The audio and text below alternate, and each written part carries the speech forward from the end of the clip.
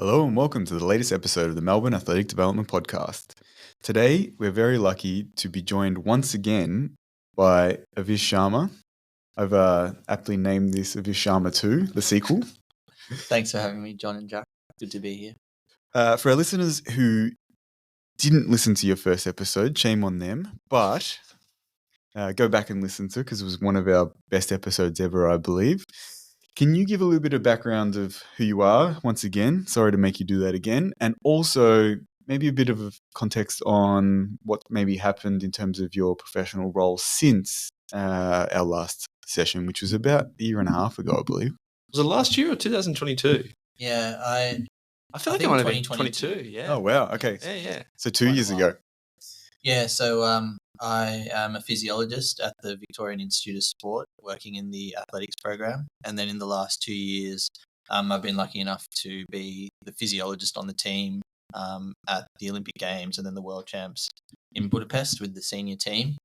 My background professionally before that is I was the physiology lead at Triathlon Australia, and before that completed a PhD in altitude training at the AIS in Canberra and the University of Canberra. So I've had a varied experiences through those roles. All has led towards coming back into athletics. So my PhD was in athletics, and sort of spent some time in other sports as well and doing some bits of research and things like that. And then over the last couple of years, I found myself in Melbourne back in athletics, and just excited to be able to contribute to a sport that I consider, one of my favorites personally. And and so why do you enjoy it? Why do you enjoy athletics specifically? I was sort of saying to John just before, I think I really enjoy the Olympics and Paralympics, I always have since a kid. Can you roll this way a little bit? Yeah. And so being sort of, one of the prime Olympic sports, I think that always got me in. But I actually remember, I don't know if this will resonate with all listeners, they used to have it was called the Golden League back in the 90s and early 2000s. Prior to the Diamond League, it was called the Golden Leagues. And they had, the highlights package on SBS. Yeah, that's on a Sunday morning, you'd wake up and there'd be the Golden League. I remember that. I don't know why this is the memory that resonates, but I remember watching Ishmael Garouche? No, Gail Devers. Yeah, Gail Devers was dominating in the 90s, she'd win 2000s. the golden prize at the end of each season. With her long nails. Yeah. And her Graves' disease. Oh, really? Yeah, she had Graves' disease. Yeah, wow, I didn't know that. But yeah, anyway, that's some of my earliest memories in athletics. And they used to be a bit more of the domestic series on free-to-air TV as well. I think the A series and stuff. And so, yeah, I've always just been, cricket was probably the main sport that I played as a kid, but always had keen interest in athletics. And then when I sort of got to Canberra and was kind of putting together ideas to do a PhD, I'd sort of started gravitating towards environmental physiology. So I was involved in a heat and altitude research project with runners, and then, happened to form good relationships with my eventual supervisors, Philo and Laura, both of whom had been involved in athletics personally and professionally. And it sort of just, all snowballed from there, really. We'll get onto the Olympics in a moment, but how have you found, you mentioned that you went to obviously the World Championships as well. How have you found being part of the athletics, Australia team in your role as a physiologist? How have you found that transition? Because that's only happened probably since we spoke to you last.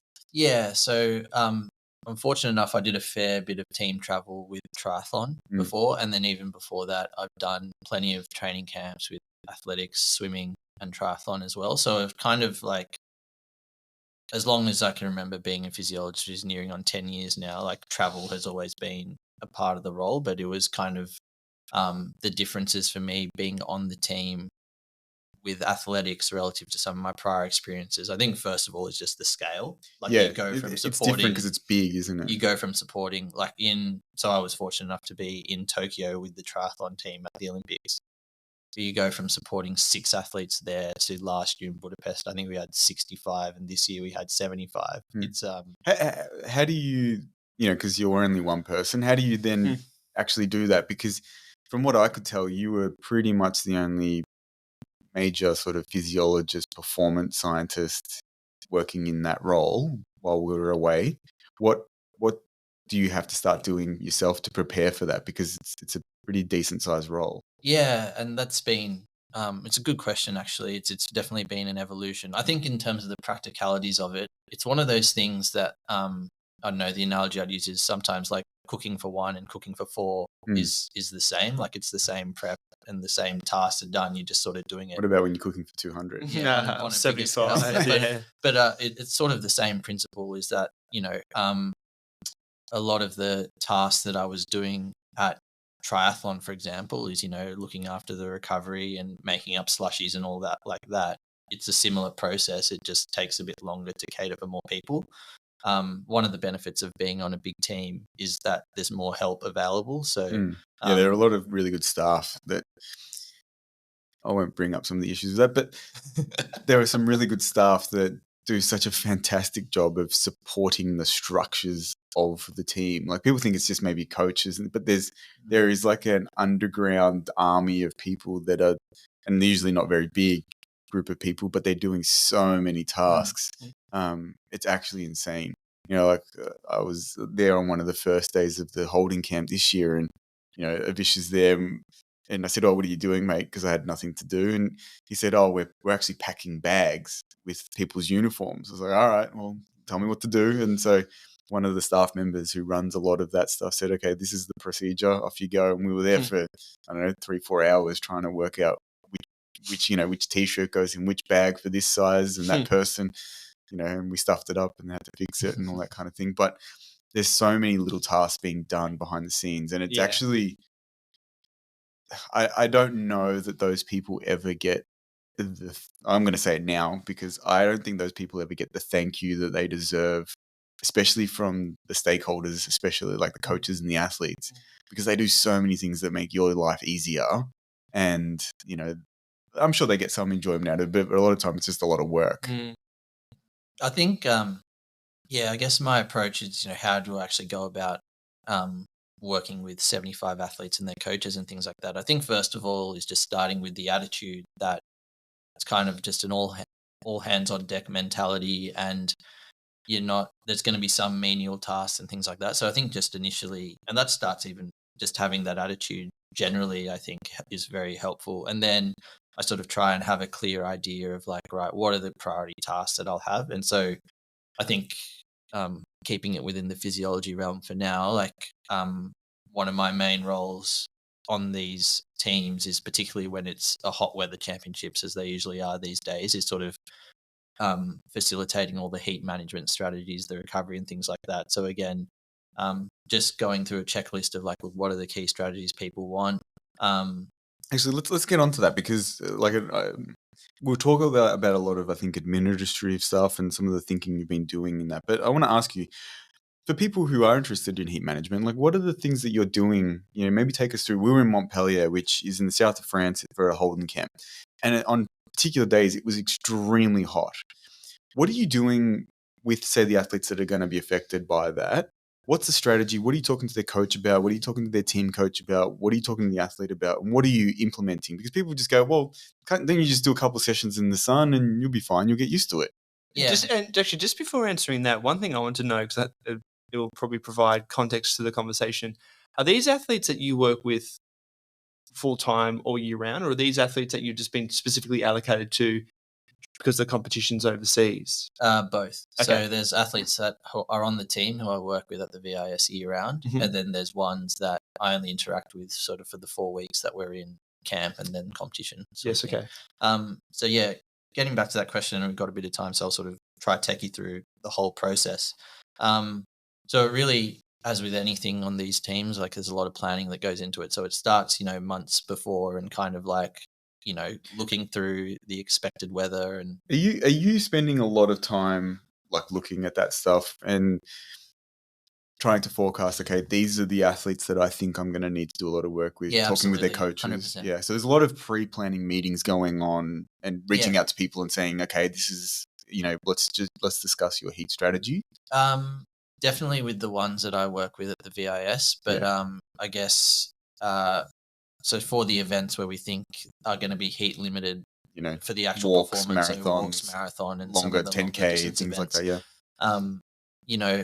through the network in Australia, so I'm at the VIS. I have counterparts in Queensland and New South Wales who work with the athletes there. Like there sort of will be an aggregation of like, the more rehearsed athletes will have proper plans that it comes down for me to implement. But that aside for a minute, just getting back to sort of like a staging camp and things like that.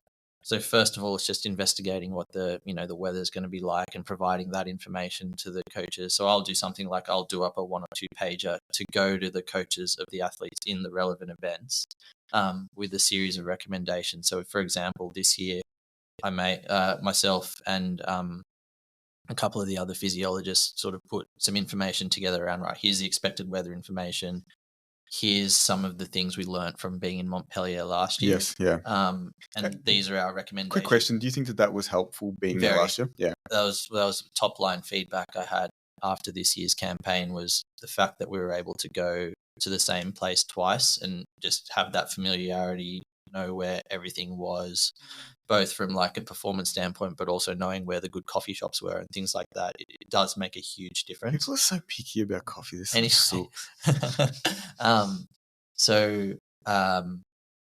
yeah, kind of providing that information. And because I think one of the things we found is that there's always going to be athletes that, I'm fortunate enough to be able to have a lot of time with, to come up with well-rehearsed heat plans and things like that. But there's always going to be athletes that don't. So we sort of needed to develop a mechanism to try capture them. And I think one of the things that I was quite strong on this year was trying to get the information out that, look, where possible, can we try and structure training in like the outside of the middle of the day, basically. And what about for those athletes that were competing in the middle of the day? Yeah. So I think, and again, this is why I tried to get the information out early, because I said, look, I understand that competition rehearsal at specific times is going to be something that a lot of people are going to want to do. And it's not about creating barriers to that happening. It's just about communicating well that that's something that you want to do, so we can put in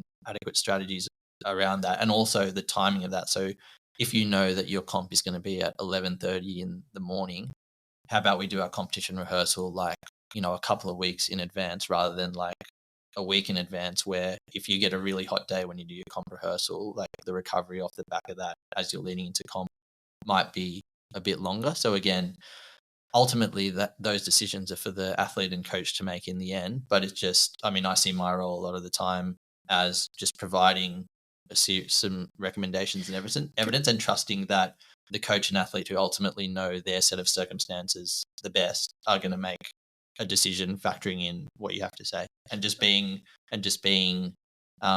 adequately prepared to support whatever they decide. Well, I was going to ask you, because obviously it makes perfect sense in the longer distance events. I don't know if I've asked you this before, but do you spend any time with the field event athletes who are out there for like pole vaulters, high jumpers? Then they may be out for their competition for 2-3 hours sometimes. Are you working with those coaches? Because I know that this year, for instance, Alex Stewart, who coaches a few of the top high jumpers in Australia and the world, did a mock competition about 10 days out in the middle of the day. It was so hot. I remember I was, I actually was out watching some of the session, and it was like, 35 degrees and like ridiculous humidity. And, he has a bit of a thing of they warm up in their long tracksuits, which will probably, you can give your opinion on whether it's good or bad. But I thought like, gee, this is hot. Are you working with them to say, okay, what's your heat strategy here? Because as you said, the recovery from that and then potentially what they're going to do in the competition may need to actually be managed. Yeah, definitely. So again, a benefit of, having the opportunity to be on the team last year and then being on the team again this year is forming the relationship with a lot of those coaches and athletes. So actually, specific to the field event athletes. So Budapest last year was quite a challenge weather conditions wise. It was a lot more challenging than Paris this year. It was quite hot, wasn't it? Yeah. And so one of the things we ended up doing last year was essentially sending out a lot of the field event athletes onto the field of play for their competition with just a little small esky packed with, maybe a little bit of slushy, a cooling towel and things like that. And that was really well received by a lot of the athletes and coaches, and something that they really wanted to thought helped out in the hot conditions. And, as an example, as John alluded to before, someone like a pole vaulter might end up being on the field of play for 3 hours and only doing 3 or 4 jumps in a qualification. And if that's in the hot sun, don't get me started on the qualification. That's I don't know what they did with this stupid women's qualification. But anyway, so we were looking forward to sort of doing that again this year, but then sort of in the technical guidelines for the event, they said that athletes were limited to only taking onto the field of play a backpack-sized item, so them carrying an esky with them wasn't going to work. So I actually called a meeting in Montpellier with all the field event team coaches, being like, "Look, guys, we've got this issue, but these are the solutions that I have in mind. What do you think about these?" And it was basically like we had like these backpack full of ice. No, it was pretty much like we had like small bags. We had like a little 1 or 2 liter thermos that we didn't think someone carrying a water bottle in their hand would be stopped, and we sort of just like smuggled stuff into that if it was available there if people wanted to do it. And so I had the coaches come back. Where did you learn that? Was it just to do with your travel out of Colombia? Just trying to think on your feet. You just got to try it. This is the thing with these roles. You just got to try think on your feet sometimes, and I don't know, have a bit of an attitude that like, if you can find a solution. You're not there to like out and out break the rules, but if you can bend them a little bit, it's fine. That's fair. And so, to answer your question, do I work with the field event athletes? Like, probably not as much day to day throughout the year, but certainly in the competition setting, they're as equal, if not a higher focus, because of the demands of having to be out in competition for a long time. It can get so draining just sitting in those areas too. They usually do have some shade, but especially the morning qualifying, sometimes it can be so hot out there. Definitely. And so, again, this year Paris didn't end up being super hot. Yeah, it wasn't too bad. And so, but there were still some athletes that were taking out, whether it was a little bit of slushy onto the field of play or just some ice or a little towel. All of that stuff is sort of like discussed in the weeks leading. You obviously mentioned the time of the day. What are the other strategies? Because you started to talk about them there. What are the actual, you can go through them, but I know there's pre-cooling and then there's, how you manage that as well. Yeah. So for the endurance athletes, I think pre-cooling is a really big one. And so kind of quite literally, so all of us sitting here will be, high 36s, low 37s degrees Celsius core body temp. And it's actually like putting the athletes in a state where we drop that down. How much does it drop? Yeah, I mean... 12, yeah. Maybe not quite that much. But we're not a lizard. We try to get them, a bit of a... So the logic is if you can drop their core temperature down to like, low 36s or high 35s, an extreme example, just giving them a bit of a buffer so that when...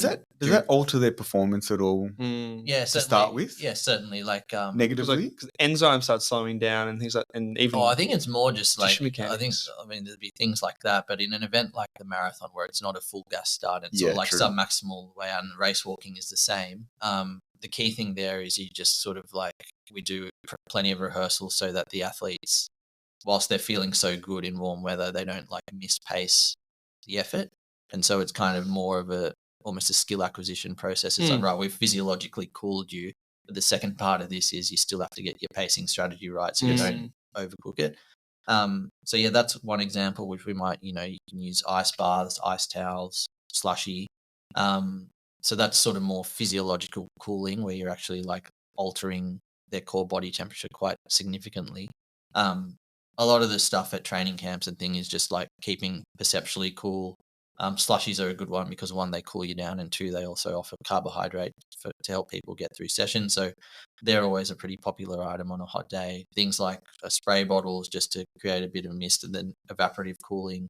I was jokingly going around saying to people, what is it now? Slip, slop, slap, seek, slide, making sure that everyone's kind of like, adhering to their cooling strategy. Cooling strategy and all that sort of thing. But I think it also just gives an opportunity to create a positive atmosphere and a bit of humor around it. Like I think, you're usually able to create a few laughs and a good atmosphere when you like, I'm literally just walking around in my bucket hat with like a canister of slushy and some cups being like, all right, you look like you need something, and stuff like that. Spraying people with water bottles. Well, actually, the best one is like, I have one of those bottles that's like usually for like weed killers. And I'll just have it sprayed with like, I have to fill have some Roundup. Yeah, pretty much. And I'm just like Go around spraying Monsanto, here we chemicals. come.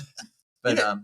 Out of interest, are there any other strategies that are used more long term helping regulate body temperature? Like, do things like heat therapy, for instance, sauna, are they actually effective at helping improve cooling capacity, or are there actually even nutritional things that can help with regulating body temperature as well? yeah, I probably can't speak so much on the nutrition side, but certainly things like sauna. We do a lot of heat acclimation work in heat chambers and things like that, especially our marathoners and race walkers spend, they'll do blocks of training where they'll do, sometimes it's, 2 weeks straight of an hour exercising in a heat chamber each day. Others will do, 2 or 3 What sessions performance a week. decrement do you see with that? And how quickly do you adapt to it? Yeah, I'm a bit rusty on my stats. Sorry, John, but I think No, it's but like a rough yeah, guide. Yeah, I think I remember putting something out when I was at triathlon, in the sense that we basically compared the expected weather conditions in Tokyo, which is It's very low warm, to mid 30s and then really high humidity, and said, look, based on the data, we're expecting that you probably will have a 5% performance decrement in those conditions relative to sort of like a triathlon in normal conditions. Those are ballpark figures, but in terms of the heat adaptations, the approach we generally take is just repeated exposures to the same stimulus, whether it's sauna or like a chamber set to conditions that are similar to what you might expect in competition.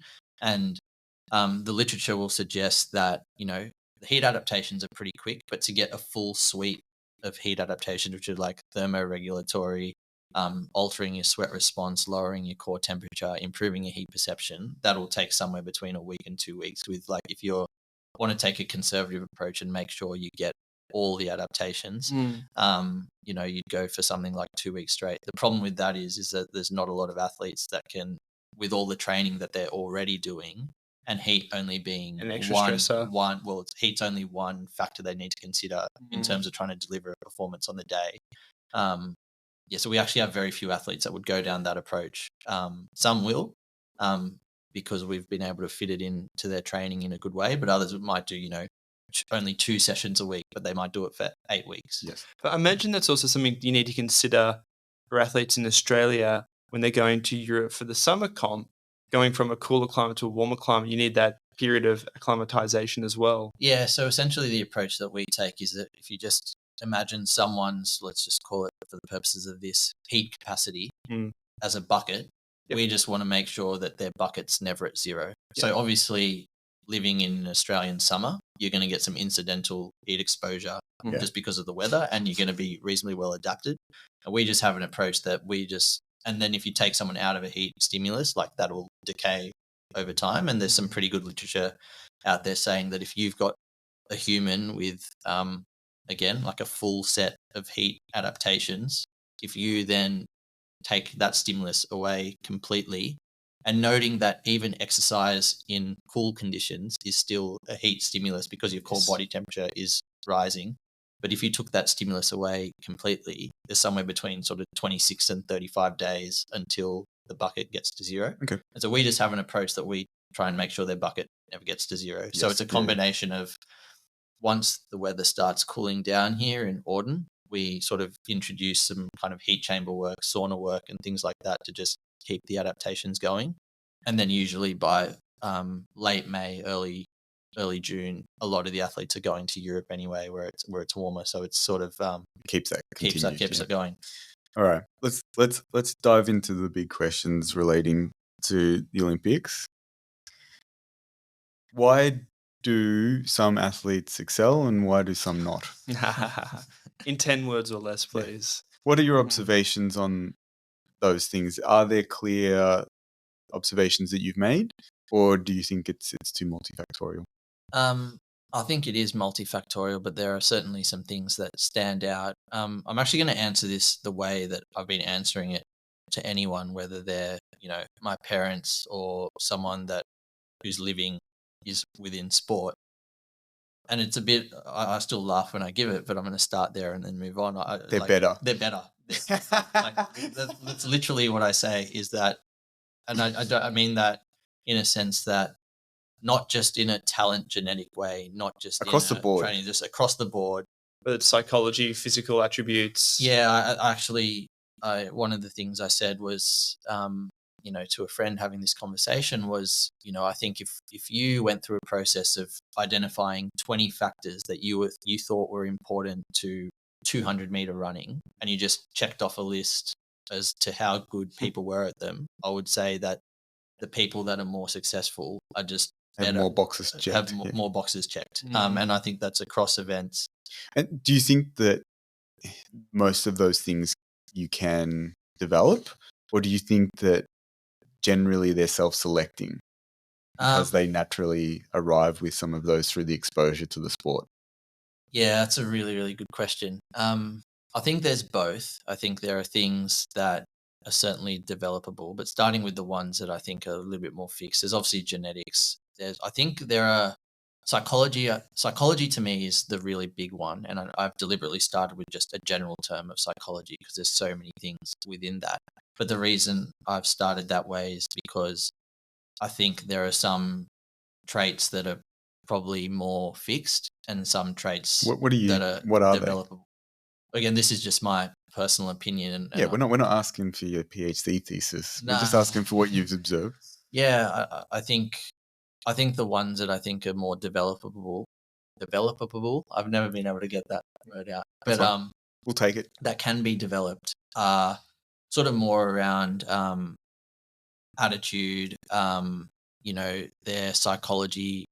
In the call room and at competition and things like that. Get into the weeds. What are you observing that you think separate? And you can give examples if you don't necessarily understand the full gamut of it. But what are you observing? You see, like, oh, that was clear that was probably beneficial for them to act in that way or to have that kind of attitude towards that.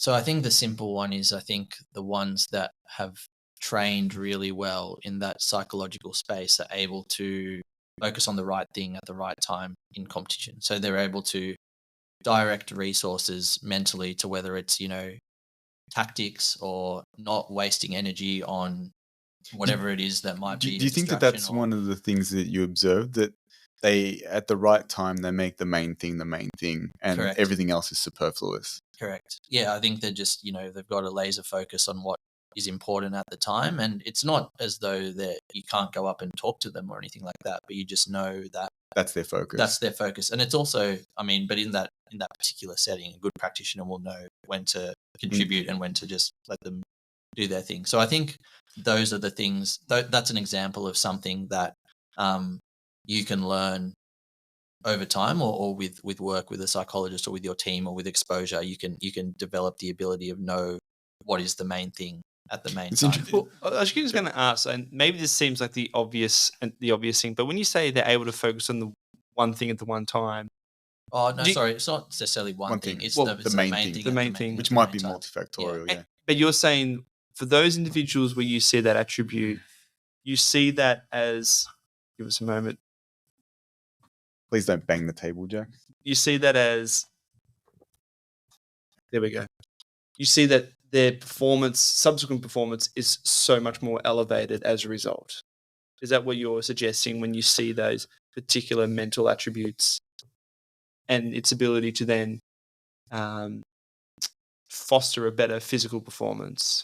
I think it's a trait I see characteristic in the athletes that perform well, whether you could run a cause or effect trial as to someone that was really distracted and then the same person got really dialed in and the performance would improve. I'd suspect it would, but I can't say for certain. But certainly it's an observation. It's definitely an observation that's consistent. I'll give you an example because, to someone that we both know, Judah, he gave me this story once, and he was at the World Cup in the 80s. I can't remember exactly what year it was. And being British, he knew the javelin thrower Steve Blackley, and it was somewhere in Spain, and there was a huge rain delay. Like, it was just bucketing down. The track's flooded, and it's meant to be this major competition for because at that time the World Cup was usually in the odd year that we have, say, our Commonwealth Games, but it wasn't a championship year. So it was usually the main championship for that year. It was a big competition, big money on the line, all that kind of thing. And he said, they're under the stadium, and they've literally said, "Oh, we're going to delay the comp by 2-3 hours." People are warming up, then stopping, then starting, And he said, it was really interesting talking to this javelin thrower, Steve, because he'd already started warming up, then he stopped. And then what he did was he kind of, he was chatting with him. And he sort of was, watching when he said he just didn't seem fazed at all by the fact that there was a 2-hour delay. He wasn't saying things like, oh, this is bullshit. Why are we waiting around? Like, oh, I can throw in this, or like, nah, let's just move it to another day. And he said, there was a 2 or 3 hour delay. He comes out and breaks the British record. And he said, I always just remember thinking like, ooh, there's something in that. Like the fact that he just was not fazed in the slightest by the fact that the whole competition had just been thrown out, and it's funny because I actually say this to a number of even my athletes all the time. When, comp's 15 or 20 minutes late or whatever, and they're whinging about their warm up. And I just, I say, don't make excuses about that, work around it and get a result. It's going to happen. Everyone's affected. And I remember we were at a competition in Italy, and the Italians can be a little bit disorganized, particularly at some of the lower level competitions. And I'm talking to a few of the Australian athletes, some of them which were not mine, but I was trying to help them, just say, oh yeah, look, be aware that the warm-up's a bit delayed. You might need to not go into the call room. Just let them know you're here and this and that. And they were kind of whinging and complaining. I said, don't worry about that. That's completely not relevant. Just make sure you've done everything you need to do to perform. And some of them were really good at it, and some of them were still whinging about it as they're going to the call room. And I'm like, it's not helpful for you. Well, I think also that fits in with thinking about what attributes you can develop, because how much of that is just a habit where, you have one unexpected experience and you're like, oh, fucking hell, blah, blah, blah, and you carry on. And then the next time it happens, you manifest that same emotional response, as opposed to having and recognizing either having the emotional maturity to not have that adverse response, or maybe have someone who's a good mentor or a good environment to be like, it's not a problem. And then you manifest and you continue to reinforce that calm response to an adverse. It's just very interesting event. Because I think that even traveling, one of the things it's very surprising to see, and it's been good because I've seen development across years. The first year people travel and they're really tired, and you're going from comp to comp, and they're in and out of a bag, and they're on a plane, and they're in trains, and they get to the point they're tired, so they're whinging and they're saying, oh, I don't think I can compete in 3 days. We just finished the comp yesterday. I'm tired. I'm sore. Then the next year, they're like, oh, who cares? Yeah. I'm fine. Yeah. I did it last year. I'll be okay. And that's really interesting because even though those behaviors came out, they kind of learned from it and they realized oh, I got through that. I'm actually okay. I'll be fine next time. So I think that's why it's really valuable. And I'm sure you probably can speak to this, Avish, actually going across a couple of Olympics as well. But you see the difference in the people who've made a lot of major teams with how they behave and operate, even within the team environment, within the camp environment. One observation that I had is it's always funny seeing the athletes who've never been in that environment, and they're like kids in a candy store, and they're playing with their uniform, and they're going and trying everything, and they're in the dining hall, and then they're here, and then you're just look, you probably need to just chill out. Yeah, it definitely is a fine line between people feeling that they're able to enjoy that experience without any inhibitions. It still is the Olympics. Yes. It is certainly a big deal, and you want people, I don't know. It's a lifetime experience. It generally seems to follow that happy athletes have increased their likelihood of performing well. So you certainly want to encourage that. But yeah, I think it's just, I don't know. I think the better ones just tend to be more assured and calm and kind of create more time for themselves almost to kind of. Can I ask you a question actually? Do you notice that, and it might be directed by the athlete or the team, do you think that those athletes are better at creating a sort of boundary around themselves of who they kind of let influence what they're doing or not? And I don't mean and they say they're not necessarily saying people don't talk to me or anything, but it's just it's almost obvious that they're oh, thanks, and then they're not really paying attention to that because it's have you noticed that at all? Yeah, I think something I have noticed is definitely small, tight teams around that athlete. doesn't mean to say that they're not open to people putting up ideas or making conversation or things like that. But yeah, I think it's certainly very clear that there are a couple of key players within the performance team led by the athlete, coach, a couple of staff, that sort of thing. And I think when it comes to competition day or competition period, you know that, and they know that, that's where the key decisions are going to be made.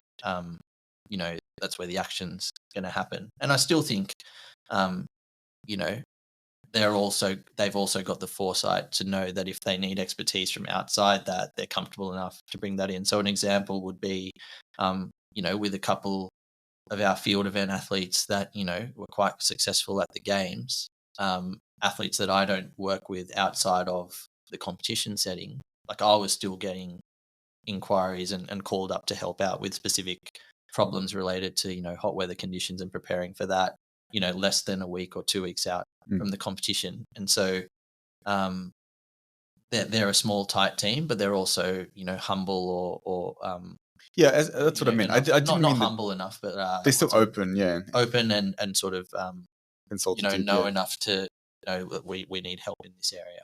Yeah. I think it's not to say that they're closed by any means, but they seem. I noticed that a lot of successful athletes, as you said, seem to have a very good, well-connected team around them. Absolutely. It didn't seem to be. It's not that they're not open environments, but they're not necessarily bringing people in unless there's a real key reason for them to be there. They're not just inviting unsolicited advice, if that makes sense. I think the other thing is it's just clear. Like whatever the team is, it's just clear in terms of what the roles are, how we interact with each other, who makes the key decisions and things like that. I think that's an important one. But I do agree that the trend that I've observed is at least the core team tends to be on the smaller side rather than the bigger side, which is really interesting. As a network now, we've sort of got these really large performance teams, sort of like athlete, coach, physiologist, dietitian, biomechanist, performance lifestyle, strength and conditioning. It sort of keeps going on. And I think where the best teams, and by extension, the best athletes and coaches maybe separate themselves, is they still tap into all those people when they need to, but the core team is quite close. Mm-hmm. It might be just the athlete, coach, and one or two of the staff.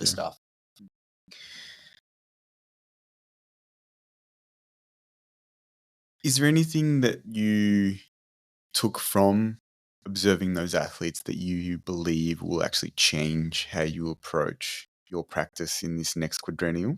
Yeah. Yes. I think sort of just I've kind of always been interested in it, and I think we might have even discussed it in our last podcast. And if we didn't discuss it in the last podcast, John, you and I would have talked about this at probably half the training sessions, is that I've always been fascinated, not just in sport, in life, around what makes the good performers good. And so it's kind of been, it's one of the things I love about the Olympics is that you just get to observe these people kind of in their environment.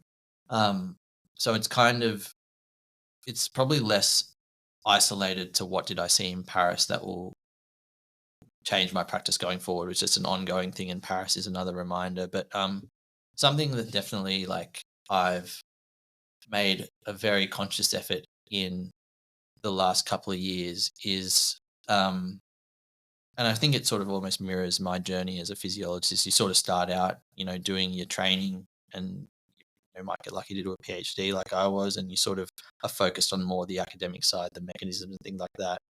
And then you become a practitioner, and you realize, or you should realize very quickly, that that only contributes one aspect to performance, and really there's like a whole package that you need to be able to kind of realize and get involved in. And so on that theme, something that I've really tried to lean into, because I thought of it as a weakness myself, was kind of, the way in which I could offer support to the athletes and coaches, and just fundamentally just make sure they know that I'm there for them. Not necessarily just in like a shoulder to cry on way, but that sometimes does happen in sport. But like, just know that, hey, I'm here to support you. I'm invested in you, and like just making sure that they know that it's not an isolated experience for them.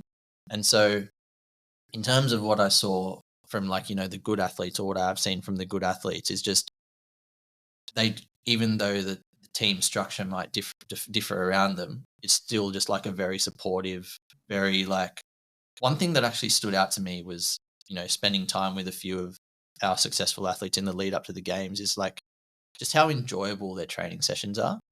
And, like, in what sense? Just, don't get me wrong. They're actually happy to be there. They're happy to be there. Yeah. There's like smiles on their faces. Like the mood is really relaxed. Don't get me wrong. When it comes time to do the work in the session, the quality of the work is, is incredible, and it's high, but it's just, it's relaxed. There's lots of jokes going around. Like it's clear that, as Jack said, there's no other place that they'd rather be than, in that environment. And I contrast that.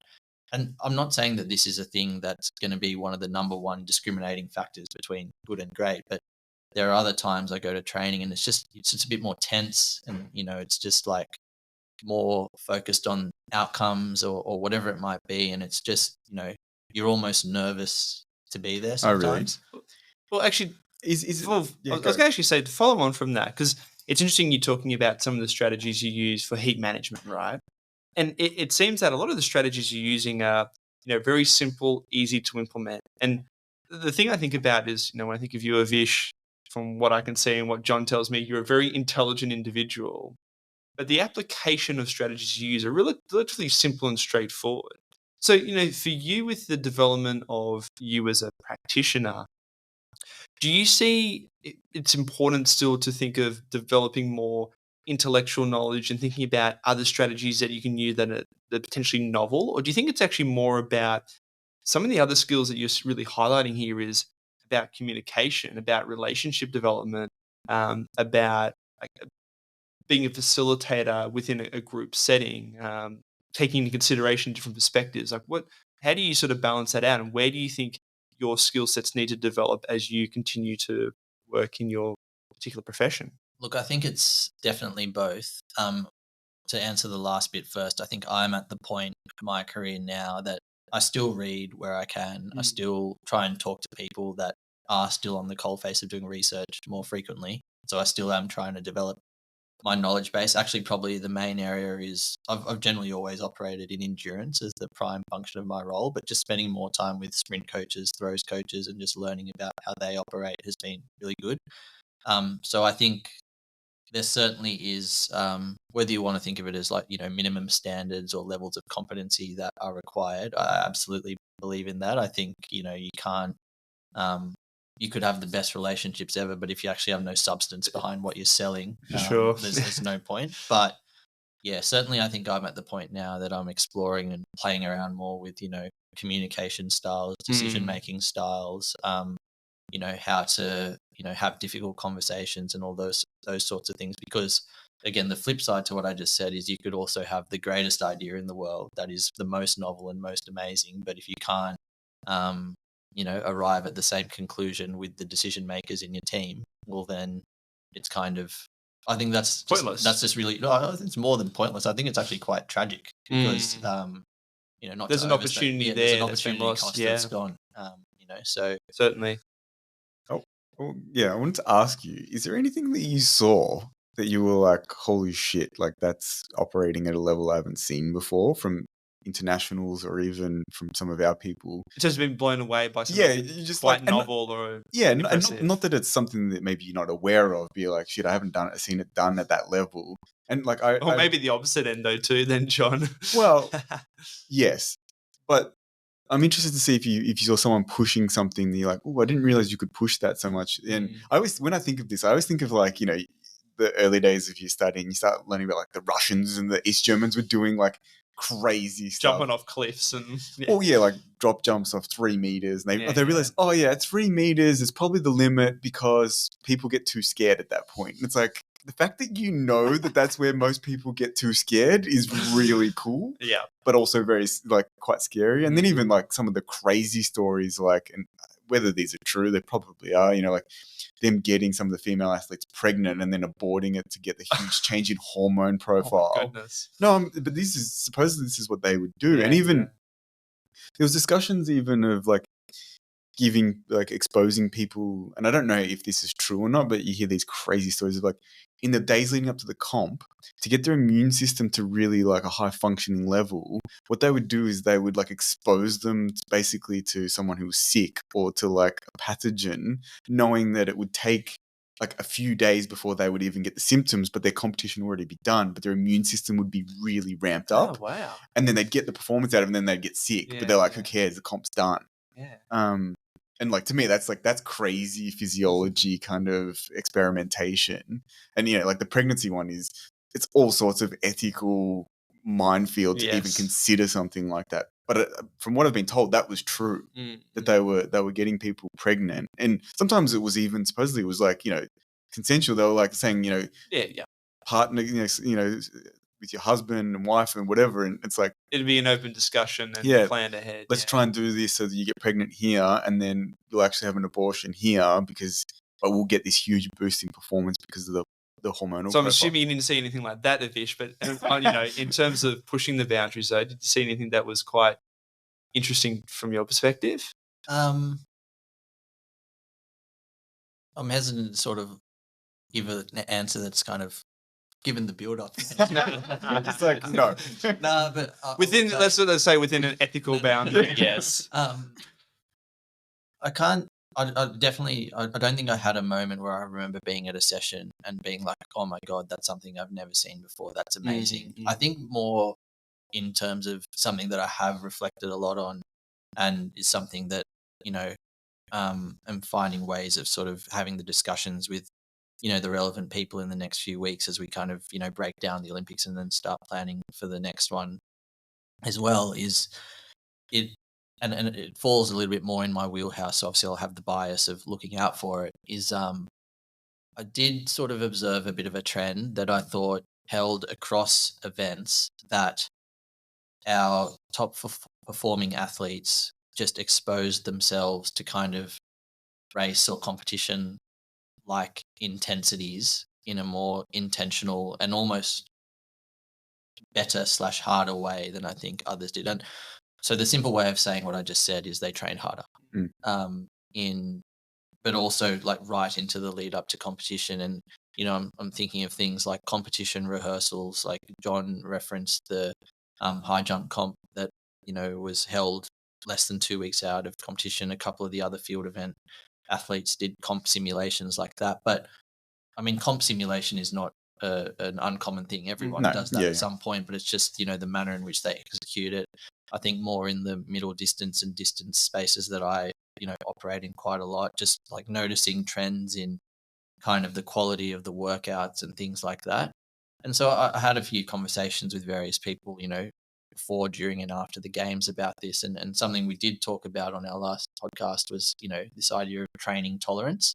And again, to rehash that, I'm definitely of the belief, and I think you are as well, John, that is maybe not an out-and-out genetic trait, but there is definitely a genetic component to it, that some athletes are just able to push harder and tolerate more of that quality work. It's a discussion that came up recently. I wouldn't mind getting your opinion on this, because we spoke about this in relation to the hamstring stuff with what happened at Carlton, for instance. And I know that people went back and had a look at some of the podcasts of Andrew Russell and him saying things like, in preseason we push and sometimes you get injuries and you just hope that they're not your better sort of more skilled players. But I've been thinking about that concept a bit in the last few weeks since hearing that. And because Jack and I also did a podcast, talking about the state of hamstring injuries, which we haven't released that yet, have we? It comes out this I don't week. think so, but it was in reference to a paper that came out early this year, looking at European football and hamstring injury rates going up in the last 20 years. And so we talked about all sorts of things, but that came up, and a lot of the general public go, "Oh, that's ridiculous. Like, why would you?" But one of the things I've been thinking about a lot in terms of my own coaching is I almost am willing, with the trust of the athlete, to kind of see where that boundary is. Because the thing that scared me the most, I think, in the last couple of years as a coach is probably coming to recognition that I was underloading my athletes and it was causing their performance to go backwards. And so now I'm of the mindset of I almost need to find where their boundary is. And one of the easiest ways to kind of find that, it sounds really bad to say, is when they start saying, oh, I'm getting a bit niggly here, I'm getting a little bit sore there, or I'm not recovering. And the stats that they're putting, whether it's their sleep or whatever, they start going like, oh, some of these measures are starting to go a bit wonky. And you actually need to be willing to tolerate a level of, okay, there's performance decrement, or there's, their body's actually saying like, okay, this is enough. Which. But are you saying that as a response to too much monotony and not enough pushing the boundary, or? I'm saying that. You were saying trying to be always near that boundary, and as a result, having more susceptibility to injury. I'm saying that like what you've got to do, because as Avish mentioned, it's very obvious that the best athletes seem to be able to not only tolerate more training, but as a result of that, they tend to do so much more at a higher quality than these other athletes. And people hate that because there's obviously coaches that have a mentality of we only do small volumes of stuff, right? And that has its merit in certain population groups. But the overriding thing that I noticed in the top athletes was they have a very high capacity to do high quality, not only training, but also competition. And the ones who don't seem to have the success seems to be the ones who can't necessarily do that. And as Avish mentioned, like some of that's probably genetic. And when you say genetic though, do you mean genetic in the sense that they are able to have more like adaptive capacity, or do you see that more as like a mental or psychological trait that actually influences their physiology? It's probably hard to answer that, but it is some of it, I think. I think it's all of the above. Like I guess, in the last few years with kind of load management research sort of, increasing exponentially, I think maybe a train of thought has emerged that I think in part it's true that by conditioning the body over time and progressively increasing loads, you can increase a person's like ceiling of what they can handle. Where I think I diverge a bit from that is some people can just handle more training regardless of what load management is going on. And I think you could try anything to try get someone who doesn't have those, for lack of a better term, gifts up to that point, and it's just not going to happen. They'll get injured more. And the point that I was making is I'm curious with some of my athletes now to find where that line is, because in the past I've always kind of stayed on this side of the line, but it's weird and it's almost a bit horrible to say, but it's like you realize for some people they're not going to get beyond a certain point because they're probably just not going to be capable of doing what is required to be that real world class. But is that also something that you work towards? Because when I think about, as Avish just said, they may not actually just be possible. It's just not in their, and like this is the genetic skill set that they have. Some people it is that they come out of the womb and they can run fast. No, I'm serious. Yeah, of course. But then some other people's skill set is not that they can necessarily run fast straight away, but you can just keep building them and they can keep going and they don't break down, and their adaptive capability is just enormous. And it almost never ends. It's like you run out of time in the day to do training rather than them breaking down. And that is their actual skill set. And it's a skill set that we spoke about it, but I don't know that people think about it. Like you'd almost, as a coach, it's like the absolute dream when you go like, it doesn't matter what I throw at this person, as long as I'm not stupid and jumping, 50% of their volume or something, they actually just tolerate it. Like we just stepwise in our graduations, they just keep getting more out of it and they keep getting better. And you're like, this is really cool. But I think part of that though too, and you know, you and I, John, have spoken about this and the impact it has on performance. So even if you get to a certain level of performance, if you go, oh great, they're running PBs, they can make a Olympic final with this time, but then you keep it at that level, that's actually where problems potentially emerge because you're becoming too monotonous and perhaps losing that adaptability. So it's almost like that constant pushing of the boundary that seems to be of utmost importance, and some people can obviously tolerate that and continue to exactly. And I think that's the thing that you find is like, and this is the realization that I'm coming to, that sometimes can be a little bit scary once you have an understanding of this, is you go, okay, in general, I think this person's going to need this trait, this trait, this trait, this trait, and that's going to require this training, this training, this training, this training. And if you've kind of done a series of years where you're trying to get them up to that and you're like, they just can't get to it, you almost have to go, I need to almost call it on where their cap is. Like that's their ceiling. They're probably not going to get to it, right? Whereas if you find someone just keeps adapting to it, then you're like, as you said, you can keep doing. And then what I've noticed at least, what tends to be the cap is usually they get to, if they've been able to adapt, they just get to an age where it's like, okay, their body just can't take it. But generally that's sort of when they start to get towards like well over 30 and you're like, nah, we probably can't keep pushing this. They're now starting to respond in a way that showing they're getting soreness or whatever. And the caveat is if they're in an event where they can go up in distance, like they go from running, 5Ks or 10Ks to the marathon, it seems to work. Right? How often, actually not how often, how do you approach, because when you say that if you sort of keep progressing and they're just not responding, what's the role of like the novel training stimulus in that? Because to me that presents an opportunity for us to be creative. Of course. And that's probably where the challenge comes in. And I think that's where, I think the easiest thing to put in place is volume, right? It's like the most simple progression to put in place.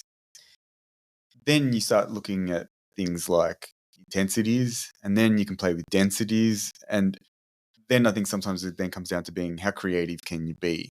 And I think that's the challenge, and I think I'm probably at that point with some people where it's like, okay, I need to get a lot more creative if I'm going to get more out of certain aspects. So yeah, it's not that you write them off, but you kind of go, okay, like we're going to have to get really creative with this. And there's hope in that, in the sense of like, I think the thing that I'm always inspired by, I think as a coach, and I'm inspired by it, especially coaching athletes who I don't think come out of the box with the gifts that they could have compared to their competitors, is that is in itself the challenge. Can I get someone who I don't think is an Olympic finalist level, maybe to that level? Because we look at, some of these in the events that I coach in sprints, you look at some of the athletes of West African descent and it's like they're 19 years old and they can, you look at someone like Tobogo. I don't think that he's having to dig really deep into the novel training activities to do what he's doing, and he's only, 20, 21 or something like that, right? I don't think that they're doing super advanced training. Now, I'm not saying it's not well structured. I'm not saying he's not being really well managed. But the guy ran 9.9 at 18, right? It's not like they've had to do this ridiculous development process for him. We don't have athletes like that in Australia in sprint events. They don't come out of the box ready to go 9.9. So I think, a lot of people were really inspired, for instance, by the story of what Randy Huntington presented regarding to the Chinese sprinter who ended up running 9.83, because he was a very high level. He was a 10.0, 10.1 sprinter, but they were like, okay, we're going to have to get real creative here. We're going to have to really manufacture the absolute crap out of this. And that to me is the exciting part of like creative coaching, of like, I'm going to go beyond what this person was maybe given, and we've got to be real smart and real careful and real specific. Now, I was interested in your views as a coach, because I think, again, getting back to the overriding theme of what was something that stood out about our good performers, and actually deviating for a second to our great coaches, I think something I've noticed is that they have a really clever way of splitting the line between retaining the things that are working in their program and not being scared of sort of keeping some things the same, but still iterating and introducing in novel stimuli and having enough change in the program to create a new stimulus. And I think there's really something in that one of the things that actually is quite interesting is that a lot of our medal winning athletes have changed coaches over their career. And that's an easy way to bring in a new stimulus, right? And so again, this is not to say that everyone needs to go and do that, but it does strike me as really interesting that I've spoken to a lot of different people, and I've arrived at the conclusion myself that, we need to find ways to continually evolve training, even if you are on a continuous improvement curve. Like, I think it's too late to wait until the improvement stops. I think you need to be, I've spoken to this. The one thing I wish I could measure as a physiologist was knowing when an athlete would stop responding to a given stimulus. Yeah. I think that's impossible to do. And so we have to figure out ways to basically take an educated guess as to when we think a stimulus is going to run out and we have to change to the next thing. You know, it's funny though, the thing that I think of straight away then is the willingness to take that risk. Because I think so often we are risk averse. Yeah, oh, absolutely. And you always want to take that point of comfort or familiarity. And yeah, that takes a particular personality qualities, I think, both from the athlete and the coach. Absolutely. But then also that trust element too, to be like, this is actually what you need to do. And sometimes it can blow up in your face. Something else you said earlier around that kind of training tolerance, and is it just genetic or is it psychological? I really do think it is holistic, because there's the physical component of being able to do, you know, like, again, for argument's sake, let's say, you know, 30% more training than the next person. But actually, I think, you know, there'll be a lot of people at the moment looking at the medalists in their event and being like, oh, well, I just want to do what they do. But actually, like, I have a suspicion that if they found out the list of everything that they do, they wouldn't want to do it. The mental side would actually be the barrier to, like, they might actually be able to accomplish that physically, but I think they'll just be like, oh no, I'm not actually ready to make that commitment. And so that is something that I think, that's why I do think it is a holistic thing. It's not just, you know, I think there is a component that some people are just, you know, physically more genetically gifted and can do more physical training, but I think the mental side of it is more significant, if not like the most important part of that process. Well, to extend on that then, have you made any observations for athletes who competed at the Olympics and maybe they did have a really good performance, but let's say they got fourth, or maybe they had, you know, a slightly underwhelming performance, how those individuals respond to those situations where they were so close to getting a podium finish or didn't quite make the final, or at the same time to maybe slightly underperform? Do you see certain traits in what, it's probably hard to say because you're trying to predict what they're going to do in the future, but thinking of, okay, there seems to be this observation that these type of athletes who have these particular responses to adversity seem to have better success? 100%. And it's probably less my observation, even though I have observed it. I'm actually just going to quote from a study that I became quite familiar with, and it's one of my favorite ones. And so basically, after the London Olympics, Great Britain, I think, put a lot into Olympics and Paralympics. They put a lot into investigating their they call them super elite athletes. So they were the ones that were repeat gold medalists, so not just one Olympics, multiple Olympics or Paralympics, world champs or whatever. And one of the things they found was they came up with lots of TUEs. Can't speak to that, but they had 5 or 6 traits that came up in these interview-based studies where they basically interviewed I think 20 of these super elite athletes and then 20 athletes that were in the cohort that you just described, Jack, like the ones that were the almost medalists. And one of the things that came out, which I think is interesting, and then I've subsequently gone on and actually that checks out, is the way people respond to things. And specifically, the term used in the paper was counterphobic. So it's essentially identifying a weakness or a shortfall and that going you after find, it, and then really leaning into it and going after it to try to get better at it, as opposed to what an avoidance strategy in, you know, I really dislike max sprint speed sessions, and that's my weakness, but I'm just going to keep working on acceleration and speed endurance because I'm good at those. And that, again, sort of reading that paper and then going away and thinking about the athletes that I work with and the ones that are rising to the top and the ones that are maybe middling out, you can see some of those patterns emerging quite consistently in the ones that are good, is that they really take the setbacks on and they tackle them in a different way to the others. So I think that's a really consistent observation as well, as like the better athletes and the ones you know that are going to go further is when you set a challenge for them that they're aware of is like an area of growth, they do it really openly and willingly. They're not going, oh, I know I need to work on this, so I'll do it. There's no, as you said, it's not that it is counterphobic. It's like, I've got to fix this. and I really want to, and I know I'm not going to be good at this, and it may never be my absolute strength, but I've got to close the gap because it's costing me too much. I mean, this could be a question for both of you. This is just from my observations of watching elite athletes in different sports. There seems to be a certain correlation between people who excel, and it actually might not even be related to sport only, it could be any facet, and a belief in a higher power. Like, and then it might be like religious. Yeah. We didn't know. We spoke about this last time. Yeah, go. Well, yeah, like, and I'm interested to see if you've made that observation as well, because, I mean, it's interesting, and I know this just from my interest of looking at, say, longevity. If you look at religious people, they live longer and typically much healthier lives. Oh, we're in trouble then, Jack. Hey, I didn't say I'm an atheist.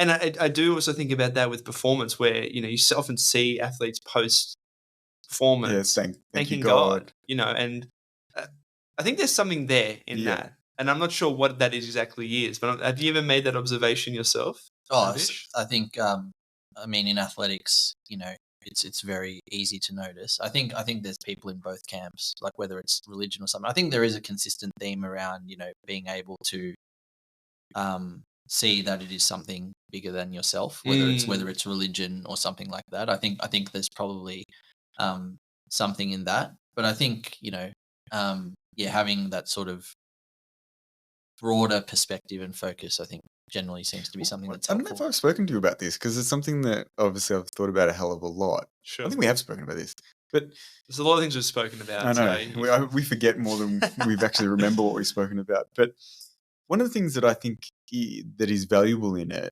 and I think it's a major factor, is one of the downsides of not practicing any form of religion or spirituality, I believe, is that you don't have the skill in believing in something that you cannot observe. It doesn't have a material, objective kind of intangible presence. Yeah. And people who practice religion actually practice the skill of consistently using that. And so when they go to sport, if they are aspiring to something that they are not necessarily yet achieving, or they don't even have a strong amount of evidence, they are not fearful of that process because they're used to this concept of believing in something that is not observable in the immediate. Stepping into the unknown. Yes, and that's a very consistent thing that you do if you have religious or spiritual practice. And you need to actually, as you said before, taking a risk in training, taking a risk in your performance is actually a leap of faith. And if you're used to doing that, and you do that openly and willingly, and you've become used to that, that psychological skill of having some, it's sort of like a belief skill. It's like, oh, no, I have faith that if we try this, there are good opportunities on the other side. Whereas if you don't have that, and you always, and I believe I might have spoken to Dale about this. I can't remember if it was in the chat or it was actually something we spoke about outside of the preparation for it. But I actually think it's a major factor of what is holding back a lot of people who have removed, say, religious practice from society. And it's not the people who remove, but the fact is, generally in places like Australia, we've become more secular. And I think it's actually a skill set that we've lost, is to have the ability to believe in things you can't see. Some of it, I believe, and they're intertwined. If anyone's looked at the work of, say, someone like, Nietzsche, talks about, basically the uprise of science led to, the death of God. And he was talking about, the downgrading of particularly the institutions of religion. And what that really has been a major factor is that has been a replacement for a lot of these religious underpinnings of how we see the world. And because of that, what is science? It is basically the structure which we try to observe the material world. And if all you want is evidence to support what you're observing, you then start to develop a philosophy and a mindset that if you can't see something, it doesn't exist and it's not real until it's observed. Or you can't have faith in it being real. So it's a really weird concept, because you need to actually have some faith in where you're going as, say, an athlete or a coach. Like, if you don't believe that the athlete can get better, why would you even put in any effort? you actually have to do, even if you can see that they've got a certain level of capability, and that in itself is, I think, a psychological skill set that the philosophy of science being a major underpinning of, current civilization, especially in the Western world, is actually taking away from us, even though it gives us so many good things. Yeah, I also think that that's a limitation of how some people use science too. Totally. Because of science I see is just trying to reduce uncertainty. It is, and- but it's funny because like last night, I don't know about you, but I know you probably do this because you're similar to me. But I'm eating my dinner and I put YouTube on, and I like Lex Friedman's podcast. Yeah. So I'm watching it, and I saw an old episode with Jordan Peterson, and so I was like, okay, I'm gonna watch this. And he's actually literally talking about this. He said, and this was a couple years ago, but he was talking about, he had an argument with a discussion with Richard Dawkins, and he said like Richard Dawkins doesn't realize how much of how a religious he is. Christian he is. Yeah. And he's like, and Lex will say, how so? And he says, well, he's obviously one of, they call him the four horsemen of atheism or whatever it was. And he's so anti-religion, he's so anti-Christianity and all this stuff. But in order to even do science, you need to have a belief that what you're seeing is now currently not the truth, and there is a transcendent truth to actually explore. Because if you didn't believe that there was something out there, you wouldn't be looking in the first place. And to me, I was like, oh, that's really interesting, because I think it's exactly the same here. Of if you're not willing to look at a future that is maybe more possible, you're not even going to take that leap of faith. And that's where I think religious people or spiritual people, whatever practice they use, have a skill set that people who are avoidant of that don't have. And I don't know how. I haven't looked into the literature to see whether that's been explored in that kind of sense, but I think it's actually really important. And I spoke with some of my athletes about this while we were away, of like, you actually need to develop the skill of believing something you can't see. And for you guys, it's your performance. Yeah. Like, you want to run, for some of the fast females, you want to run under 11 seconds, you have to believe you can do it well before you get anywhere near doing it. Because otherwise you wouldn't do the training, as you just mentioned before, you wouldn't commit to the level of behaviors and attitudes and training that's required if you didn't think it was actually possible. Yeah, that concept of energy follows mind. Yeah. Yeah. I know we're pushing it for time, but I do want to ask you, because it is your wheelhouse, endurance events and distance. We're having a bit of a renaissance, I think, in the distance events across the world, but actually in Australia particularly, we did exceptionally well, and we have been doing so probably even since the last Olympics. What do you, in your mind, attribute that to? Yeah, it's a good question. And I did prepare you with this, though, so I hope you've had a little bit of a chance. I'm not putting you on the spot too much.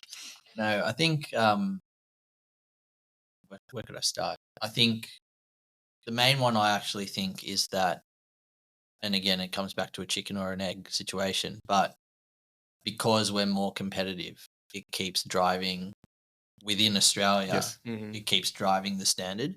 Actually, like, you can put it down whether it's, super shoes and all these things, or new training methods, it's relative or whatever. But yeah. I think, the fact that people have to be better to get on the team now. I actually think one of the things is driving the change, but again, it comes back to chicken or egg, is that the qualification standards keep getting higher. And so to auto qualify, you have to keep running faster, which makes people want to run faster. And then, there's more competition, more depth. Like this year, for example, in the women's 800, 5 girls have run under 1:59, which was the national record 4 years ago. Yeah. So. And it hadn't been touched for 30 years. 30 years, yeah. So yeah, like I think that's a big one, is that the fact that we're more competitive, drives more competition and people to get better. I think there's now more, things like having more pro running groups in Australia specific to distance, like that, like more coaches that are dedicated full time to coaching. I think, across all events in Australia, a lot of our coaches are not full time. They have jobs. They sort of have other things to balance. But again, more athletes being in dedicated environments, sort of like, your top pro elite athletes, or like people getting college. I think that sort of helps. In terms of training, I think, there will be a component. I think because we now have more coaches invested and there's more coaches putting athletes on teams. Again, that drives more competition. but I think more sort of, diversity in training philosophies and things like that. So I guess you could say there are more options for athletes if they feel that a certain training methodology or philosophy doesn't fit them. There's actually options like onshore that they can, potentially explore and things like that. But yeah, I think, I've listed off a few factors there, but ultimately I think the one that's making most of the difference is that because the standard is better, like I think the dam wall has sort of broken, and it's kind of just going to keep, athletes will keep pushing themselves and things like that. Like you can even see at World Juniors, we had athletes medaling in the middle distance events, which hasn't happened before. So it's not as though the next generation coming through is kind of missing as well. It's sort of like now you've got continuity. It's having a societal effect, really. Yeah. But would you say that's similar to, John, with sprints? Like it feels like the 100. I mean, don't be wrong. It's not to the same perhaps standard as some of the middle distance. Yeah, it's changed, but it's the overall. Yeah, the standard has improved. The amount of people in the men's and women's who are running. If you look at, say, if you go back to the 2012 Olympics, all right, so it's not that long ago. It's 12 years ago. We only had 2 representatives. In this Olympics, how many do we have? We had, 2 in the women's. In the sprint events, we had 2 in the women's 100, 2 in the 200, 2 in the men's, 2 in the 200, 1 in the 200 for the men's. So one each in the 400. Yeah, we had a huge increase in the, and so like we have seen that shift, and I think it's similar. It's always interesting because I think that sometimes there needs to be kind of mavericks that set the standard, but then, as you mentioned, people get dragged along with that, and then the moment that someone thinks, "Oh, this is possible," then it gives them some belief, and I think I actually think it's probably tied to what we were talking about before. Is we have a problem where someone needs to do it, and then it's like it gives them permission to be like, "Okay, I can do that too." Yeah. And the more that happens, I think the more it will continue to perpetuate that, as Avish I definitely think there's the trailblazer effect. Like, I mean, Kathy Freeman, obviously in middle distance, your Craig Mottrams, Ryan Gregson's. But they don't always seem Karen to McCann's. drag people with them. Jess Hull, I think, a lot of people will look at her. What do you think drove this one particularly? Because it probably started about 4 or 5 years ago. We had some breakthroughs. It probably started actually with people like Gregson making the Olympic final. I think what you said just before is that people getting close and then others realizing, oh, hey, well, why can't I do that? Is exactly what happened. I think Jess actually said in her interview she remembers a moment of watching Ryan in 2012 when she was a kid in Wollongong still, and that being like a formative moment for her. So I think those exist. Yeah, I often think about that too with some of the challenges of being in Australia geographically then, because you reach a certain standard and you may be the person setting the standard, but if you live in, say, Europe, where it's like you see people all the time. Well, you're becoming more continuity. Correct. You start like making a national final in France, but then you go to some European championship and realize, oh my goodness, there's all this other talent out there. We don't get as much exposure to that. Something I'd be really interested to kind of try and implement one day, and influence the implementation of is I think the national championships, the entry standards for those have laid stagnant. They're too low, yeah. And sort of what would happen if we just lifted those standards? I think that alone, I mean, yes, there would be a flow-on effect of less people being there and things like that. Well, initially, but I think eventually it would come back into alignment. Exactly, yeah. And I really think. I mean, what do you think on that? What do you then think of countries that limited their team size? Because I'm conflicted on this, and I don't. It's like they call like I want to use this term because I keep hearing it is being in a superposition, whereas I can be convinced of both sides very readily. And they're complete polar opposites. Like, exactly as you said, our Olympic selection should be just for a certain standard. Maybe we should set harder than what there currently is. Like if you look at New Zealand, for instance, a number of their events, they said, even if you're in the quota, we're not going to take you if you're 40th. We're only going to take you if you're top 24 or something like that. And but I can then also be convinced very quickly of like, well, Australia's had an open policy and it's actually leading to success. So, but both teams had a lot of success. So No, I'm similar to you. I can be convinced both ways depending on who I'm talking to. I think it's a big thing to deny a selection to someone that has earned that within the rules. So I don't think I'd like to do that necessarily. Whether there's a middle ground, you can try split both. But I think at the moment, our philosophy in Australia of, selecting everyone that has earned the right, I think is the right way to go. And because I think the reason I say that is I think in Australia, we one of the limitations we have in athletics is the numbers. Like we need more people in the sport. We're not, like in Europe, like you alluded to, Jack, athletics isn't the national sport here. And so, I think it's advantageous for us to have, big team sizes and encourage people, and encourage people to get involved. Even though we have a lot of people in other sports that all started in little athletics, a lot of them leave to go to other sports before they get there. So I think it's in our interest to pick as many people as we can in as many different events as we can, so that there's for kids that are interested in throws and kids are interested in sprints or whatever, there's something for everyone. I have a question for you that I'm interested to know what you thought of this, and I did prepare you with this, but why do you think the women of the Australian Olympic team, not just the athletics team, but the Olympic team, seem to significantly outperform the Australian men? What do you have any ideas to what is driving that? Not within the whole team, within distance. Although I'm actually told, and I'm not an athletics historian, so I don't know if this is true, but I've actually been told that there were times that it was the opposite. Yes. The men were the one that. So I don't know if it just happens to be a generational thing. But anyway, in terms of the women, something that I thought about, and also obviously in my wheelhouse of physiology, if I think of Australian distance running historically, a lot of the real doyen figures like, Nick Bedeau and Chris Wardlaw and these real experienced coaches, I think a lot of them have in common that it's a very kind of Lydiard sort of endurance-based training model that we have adopted in Australia. And one of the ways I think is quite simple is that if I've got two 5K runners, one's a woman and one's a man, and at a world-class level, the woman's trying to run 14:30 and the man's trying to run 12:50. Well, one of those is a lot more aerobic in demand than the other.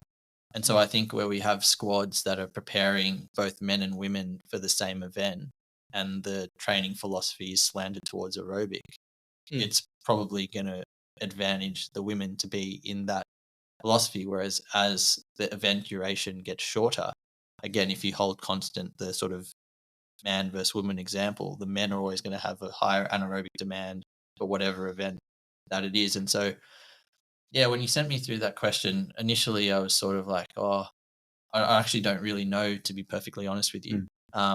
But that's probably one thing that I've sort of stumbled upon in thinking around from a physiological Do you standpoint. think that applies also to things like the swimming team? Because obviously that was made, particularly in the media, there was a big mention of the fact that, the women were outperforming the men in the swimming quite significantly. And we spoke about this actually in Montpellier at one of the dinners. And I said, my general reading is exactly the same as yours, because all the analysis that I've done, even in sprint events, the Australian women have always outperformed men in the Australian sprints, other than some small periods, and potentially the period where women were underrepresented in the sport generally. But we've had relatively more success. And one of the reasons that I feel like that may have been the case is because we slant more towards that endurance. And if you look at the analysis of the races to shorter duration and the way in which you approach solving those problems is probably going to benefit women more than men even in sprint events. But I thought it might be similar with the swimming, because traditionally swim coaching has been very endurance focused. And the spotlight on that actually came up with the discussion that Cameron McAvoy, who ended up winning the 50, actually highlighted. And he said, I kind of just threw the rule book out and said, screw this. Strength, power, anaerobic focus. And really, he went away from the traditional swimming approach in Australia, which was lots of Ks and lots of technical work and things like that. I think, definitely. Sense. I think another one that's is, all of our women, or most of our high performing women have male training partners. It's easier to create. It's easier to create faster. Whereas if you're the best man in Australia in a given event, Who are you? It's Yeah, who's pushing you? pushing you in training. So I think there's an element of that as well. None of this explains why there have been periods where the men have been better in these events, but I think they're all reasons why the women are currently, Do you think it could be through- like shifts in the training philosophy of, say, staff that are managing those kind of people? And I'm postulating I don't know. Yeah, it's an interesting one, but I think definitely, it was a good question. It made me think about, training philosophies and things like that, and that's what I've sort of come to as a conclusion in terms of something that is in the training. But I do also think that, at least over the last few years, in the women's middle distances in particular, like the competition factor is probably the strongest in those as well. And so I think competition just seems to Drives be breeding performance, more competition and performance. So yeah, that's how it explains the field events domination of the women at the moment as well. I have no idea and I can't speak to it, but it's I think a lot of people are noticing it. Yeah, I don't know what the answer is either. I thought I would ask you. You're a lot smarter than me, but it's an interesting about one. that. It's an interesting one because and like, I don't know, there's lots of ridiculous snide, remarks about it, which doesn't impress me because I think, we're one team. Let's support each other. But I think it lends itself to asking questions, because I think I shared it with you last year while I was away. I was playing with a lot of race data analysis and trying to work out, okay, like what is this telling me? And, like a really simple one is, if you look at, say, 100-meter performance, even if you just look at the amount of percentage of different parts of your race, a woman actually probably needs to do a hell of a lot more speed endurance type work than a male, even though they're elite in the same event. And so if you slant a little bit more towards doing speed endurance as your sort of general philosophy, you're probably going to have more success with females than you will with males. And it's also too that I think, and this is probably where in speed power events, especially sprints, I think we get exposed by the lack of natural power production that some of our males cannot attain, especially at the velocities, probably because of anthropometric structure. Like you see some of the elastic features and some of the power features of West African descent athletes. And as I said, look at someone like Tebogo. It's at a very young age, which is clear that they haven't necessarily, we're going to do lots of plyometrics or, weightlifting or whatever to try and fix this. It actually develops those features. They've got those features before. Whereas in the females, it seems to be less of a limiting factor because they're not having to convert particularly those very, very high speed contractions as quickly. Whereas in the men, it's just, it's on a scale that's so far over that if you're not born with, certain, lever lengths or certain tendon structures, you're probably going to have difficulty developing them. And if you're going to do it, you're going to have to do, as I mentioned before, something like a Randy and like engineer the absolute crap out of it and have enough time and have all the resources under the sun to be able to do it. Otherwise, it's probably going to be difficult to produce that. I think it's, I was just thinking about that, and like in the US, they actually have the opposite problem the opposite scenario in the middle distances, in that I think they won 5 medals in the men's running events from 800 to 10K, but their women aren't as competitive. And so again, it's like, what's going on there? What's going on there? Yeah. Because obviously the US is very hard to compare to Australia when it comes to this sport, just because of the scales are so different. But I mean, I've got a theory straight off the top of my head. Oh, I'd be interested to hear it. Well, a lot of those athletes were white, right? And I think the difference is that our white athletes are trying to do shorter stuff because they're competitive in it, whereas their people get pushed up because they're going against, African American athletes who destroyed them at in the 1 to 400. Yeah. So they get pushed up to the 8s, 15s. But they're probably guys in our world who would be running 400s, for instance, but they've actually been pushed into 8 and even 15. Because they're running 48 for 400. Yeah, they're running in Australia. They're running 47, and they're like, I'm a 400-meter runner, and it's like, no, mate, you're a 1500-meter runner. You just don't know it.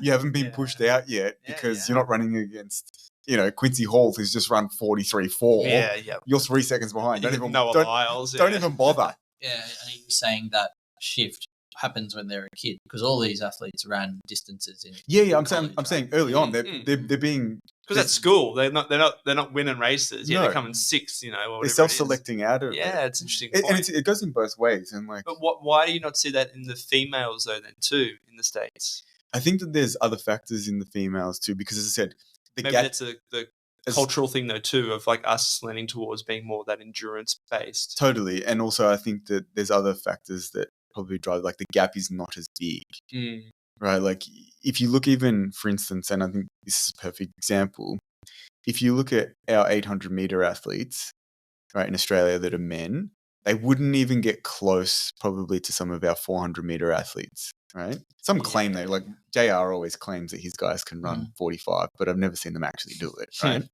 But if you look at those guys compared to our women, we've got a couple of women who definitely could be pushing for 4x4 selection if they really spend some time on it. We even had like Bendiri, obviously was already in the fold for the 4x4. Kat has, shown really good competence at 400 meters as well.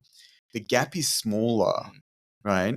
So I think that in the women, it's less of an issue just because like the actual speed difference is not as significant when you go to those levels. Yeah, I don't know. Maybe that could be complete rubbish theory, reasonable. but I certainly like something that I'm reflecting on is like, okay, well, they've got, and I wouldn't say, how do I put this? I would say the American women are performing better than the Australian men based on the results at the moment. So clearly their women are still doing something right. Like they had finalists in most of the events as well. And so, I'm just curious about it because, like Nagoose won a 1500 meter medal, Grant Fisher 2 medals, Cole Hocker, like it's they did really well. But then they still had Nikki Hilt, who's a biological female in the 1500 meter final, Whitaker in the women's 800 meter final, that athletes in the steeple 5Ks and things. So again, maybe it's just a depth question, and it just happened to be the men had their day on the final. Which sometimes it plays out because of tactics or whatever. And the race style. All right. The last thing that we always ask people, and I know we asked you this last time, but is there anything that you're exploring that's taking some of your interest, especially now that I know that you're in a bit of a break, that's taking up some of your curiosity? Yeah. What does Avish do with now 5 weeks off? Yeah. I'm renovating my apartment, which is a lot of fun. I'm like, when you say are you actually renovating? No, he's got the jackhammer out. So most of the work has been done, and actually I've gone back and I'm sort of like unboxing boxes that have been there for like 3 years. And yesterday I got like silicon sealant and like did it around the windows and stuff. And, that's cool. Yeah, it's interesting. But I'll come back to something I said before and around like trying to make a deliberate effort to sort of broaden my scope as a practitioner to offer more general support rather than just like focus on the science. And I came across this book randomly, audio book, when I was in Europe, and it was, I can't even remember the name of the book, but the author is called Jorda. It's Norwegian, so it's spelled Jordet. And he's a guy that's done his PhD and has researched penalty shootouts. No, interesting. But he's done like a niche. He says he's done like the last 40 years of every penalty shootout of like. Why do you say he says he's done? You're disputing that he did it? No. I'm disputing. That's his claim. That's his data set. Yeah, data set. And anyway, so the book was about penalty shootouts and so, I mean, obviously, I know the question was about outside sport, but it's kind of like this outside athletics. And so the book is about like pressure and using the penalty shootout as one of the most high pressure situations across sport. And anyway, so on that theme about trying to broaden myself, so it sort of had these key features in terms of how the teams that are successful or the nations that are successful at penalty shootouts across the board, like what do they do well? And there are a few that really stood out. One of them was just creating more time for yourself, but where you're driving the narrative. So instead of like waiting to take your kick because the goalkeeper is kind of like causing a delay and everything, actually like turning away under your own And, yeah, it's control, autonomy. taking Yeah. some breaths, and so you are autonomous in that moment. Mm. Another one that was really interesting was around the support network, and so the example that was often spoken about, which really hits a tone with me because I'm also a person of color, is after I think one of the Euro shootouts where the three England players who are all They copped black so much shit. and they missed penalties. The media smashed them. They copped a lot of abuse. It was really interesting. The book sort of, and this was what really got to me, was like, if you can find a way that to reassure the players that no matter what happens, good or bad, like we've got this together as a team and we're behind you and stuff.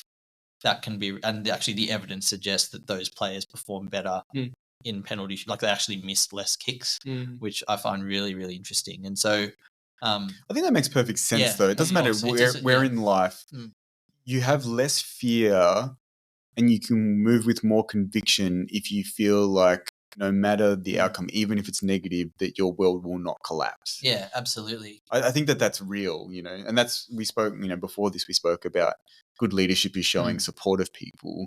I think it's important that people know, like, I've got your back. Doesn't matter what happens. Even if you underperform here, like, take your shot. Even if you underperform here and you miss the penalty, we've got you. And something I've definitely struggled with is like, I've sort of been hesitant sometimes. Like, okay, I don't have so much of a problem in, showing people that I'm here for them and support, but do you want to plant the idea with someone right before it comes to like, oh, even if it goes bad, I'm here for you. Yeah. I really have spent a lot of time in like, how do you navigate that? Because you want them to know, but do you want them, like, it's not that I'm trying to get someone to avoid thinking about all situations of a competition, but yeah, I've definitely found That's an that, interesting. found But it's that something that you challenging. manifest but you develop over time. Yeah, It absolutely. shouldn't be like, oh yeah, by the way, like if you miss it, don't worry. No. It's all good. Yeah. In fact, I'd prefer you miss. Yeah. And then I'll be there. Give you a hug. No, honestly, like I remember of sort of, my own journey in that space. Like I really used to get uncomfortable because obviously at competitions, just law of average, like there's more people that come outside the top three than in the top three. So there's going to be more disappointed people. But I honestly used to like avoid those, like I'd actually physically remove myself from like the tent, environment, environment, if I knew that there was like someone coming back in who was disappointed. Yeah. Whereas now it's like, getting more comfortable with leaning into that and offering support. It's definitely been a journey to get to that point. And then the last one, which I think is reasonably obvious, but just like clear and decisive directives to people in pressure moments, which I think like that's something that's probably come a little bit more naturally to me, but it's just been something to again lean into a little bit more. And I was able to kind of like, during certain pre-race moments, we also had a couple of weather delays with the race walkers this year and stuff, and just knowing that we were well prepared and able to give people clear instructions was really helpful. So yeah, in terms of like stuff outside of like the standard, like looking at splits and thinking about physiological things like that, I'm definitely more interested in sort of that, broader, what makes a good practitioner and, person that's working across the whole sport.